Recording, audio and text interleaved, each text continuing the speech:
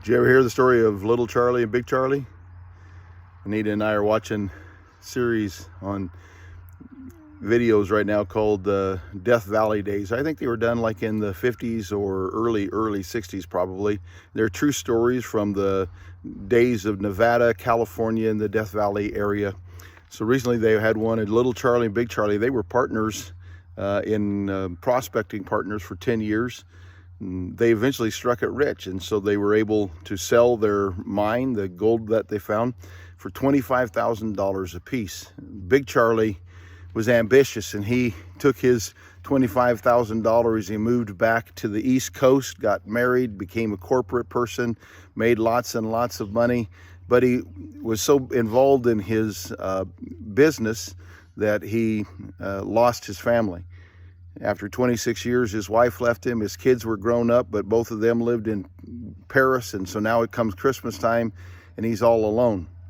At the same time, Little Charlie was content to stay there in the Nevada area, the Nevada territory. He took his $25,000, and he bought himself the little store that they had always been going to buy their supplies while they were out prospecting. He bought that little store and ran that store, but he was a generous kind of a guy and not really interested in making a lot of money for himself or anything like that. Generous kind of guy, so he kept grubstaking these prospectors, just giving them the things that they needed without having them pay them, saying, well, I know they'll pay me back someday, and I know they'll take care of it. Well, that goes on and on and on until he finally runs out of money, and he loses the store for taxes, and he has to go back to prospecting. I don't know how long he did it, but after a time, an old prospector died. The sheriff went to get his body and found that the guy had actually struck it rich himself, been collecting gold a little bit,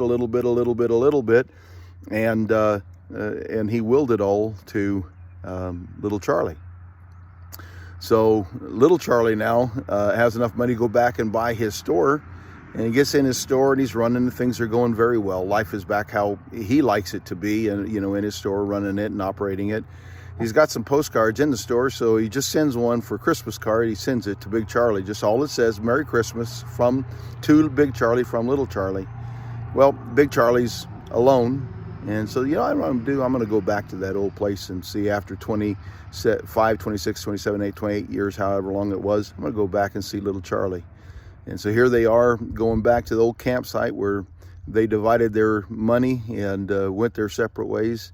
And they're saying, what would you have done different? Both of them agree they probably wouldn't have done anything different. But, and then the show ends with saying, which one made the right choice? You'll have to decide. Every one of us, we're different. We just are. We're made differently. We think of things differently. We do things differently. I can, in my case, I can see which one I think did the right thing. Little Charlie, in my mind, was the giver and a kind guy, and in the end, he's the one who has the most. And Big Charlie's got a lot of money, maybe, but he doesn't have joy in his life, doesn't have contentment in his life. But I think each one of us get to make our own choices in that, don't we? And because we are made differently, and we think differently, and all of us have different goals and ambitions and desires. We need some people with that kind of drive and ambition. They're the ones that keep the economy going and all of that. But I also think we need to keep in mind